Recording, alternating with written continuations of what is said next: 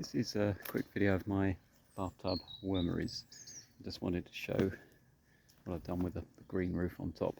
I've just lifted these boards, so there's another couple of planters to go on there. But it's quite nice. There's a whole sort of row of these things now, right up to the end of the well, not the end of the allotment there, but there's a tree there, and I've got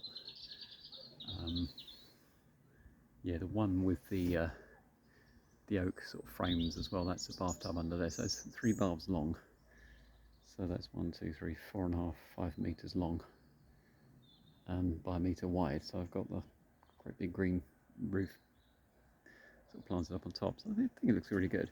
I've got some glazing for a greenhouse under there, so I've got these sort of trellis panels there just to stop it getting damaged. It's toughened glass, but it can get broken if it's sort of kicked or something like that. So what I've got here, the bathtub's underneath as I showed you there. I've got these buffalo boards on top, and you just take the couple of planters off, remove the couple of boards. The boards are 250mm wide, the planters are 500 square, so 2 planters and then 2 boards, and then that gives you a sort of 1/2 meter access panel. The only thing is these get quite heavy. They're around about 20 kilos, so it just means that you're not as likely, if you've just got a couple of things, you're not as likely to put it into this wormery. You'll try and put it somewhere a bit more convenient, really. So what I've done here, I've made a little mini feeding station on top of the bathtub wormery, so it's a little wormery on top of a wormery, which is a bit silly, but what I quite enjoy is having the organic matter actually benefiting right into the planters as well.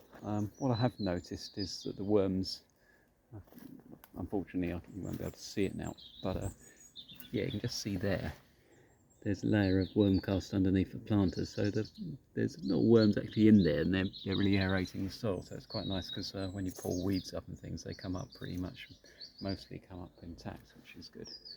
So this one is a little mini feeding station. But what I've noticed is this plant here, this sedum, it's doing really well in there. It's doing all right here, but it hasn't got anywhere near that lovely red variegation.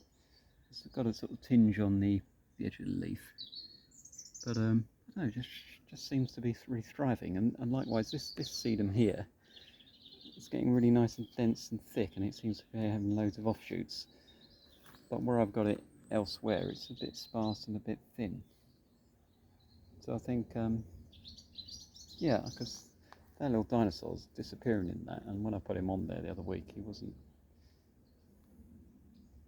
So I think what I'll do here is, on my green roof at home, what I did is I built this up so it's quite tall, and then I'll just probably easier to show. I'll take this lid off. So this is a green roof lid, and this is the thing I'm going to use for green manures and stuff as well. But this is just the same stuff as in the wormery itself. So I'll just have a little poke around. Yeah, look, there's a little wormy. I'm going to put him in there. I'll put him in a planter, because then he'll have to do something with it, won't he? So I haven't added any worms to this. That's probably why there's not very many on display.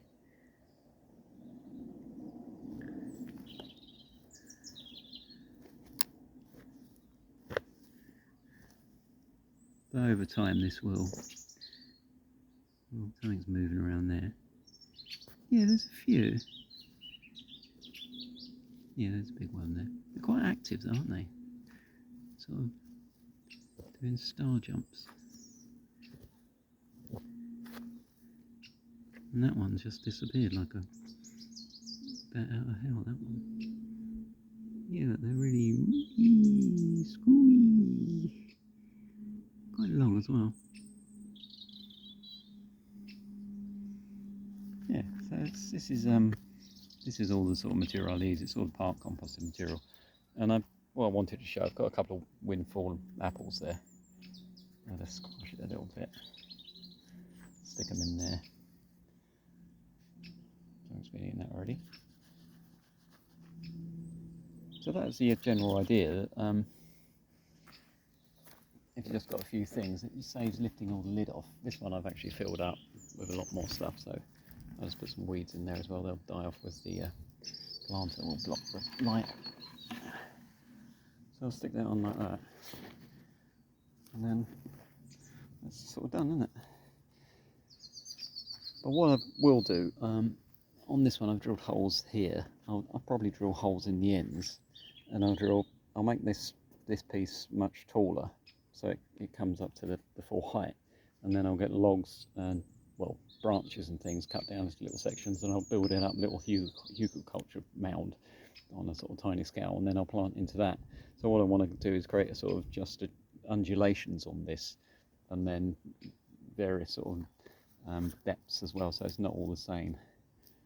I think it's quite nice having a little bit of interest in the sort of height, so it's not just flat. And I think what happens when the sun's on it, you'll get different sort of shade, and plants will probably do a little bit better. And if I bring that one up there, I'll drill a hole in that one, slightly larger than the hole in the one you lift up, and then I'll cut two slots down, two saw curves down, and then I'll remove like a little U shape, so you can put your finger through and then just lift that up, put your stuff in there, knock your dinosaur off, and then that's good to go. So I call these the sort of collars. This one I've just started to put in. So this one, there will be, what I'll do is I'll trim this stuff off, and then I'll just sort of scatter that over the top, and then that will root down quite nicely. But what I'll do is here, I'll go to the woods, local woods, where you can collect the material, and then I'll stack up the logs here, and then just a little bit of compost on there just to fill in the gaps, and then the plants will do really, really well. And I've got these holes here, and then the worms will go through there, but it's not a tight fit onto the bottom, so they'll come around in the base as well. They tend to congregate in the base anyway, because there's a little bit more leachate and a little bit more moisture there. So yeah, so that's good. So this is one. Let's just have to count. You can see that bath there hasn't really got. It's only got a couple of the boards have got the green roof. So I really want to put more green manures on that as well, and then use those as staging benches in the greenhouse at some point, or even in the shed. They'll be quite good. So I'll just do a quick count. So that's 2, 4, 6, 8, 10, 12. So it's 16 of those containers. So if I can do one of those in each container, there's 8 of these 25 litre buckets, and then I'll just plop it on there like that. So that really adds a lot more soil life in that planter. It makes it a bit heavier when you take the thing off to fill up the wormery. But with these wormeries, I'm doing them in sort of batches anyway, so I'm not constantly adding material. But what I like to do is, when I do a sort of inspection, I'll sort of see how the worms are getting on, and then I'll add some more kitchen scraps. And what I tend to do is lay in newspaper and shredded cardboard as well. And even if I've got any old cotton towels or cotton pillowcases and stuff, I'll just pop those on. So there's the buffalo board lid that just fits on top, and there's like a big cellar slope. What is nuts about those containers, if you really mound it up too much, that can gap a bit and rats might be able to squeeze in, but the containers are so heavy that just sort of holds it down nice and flat.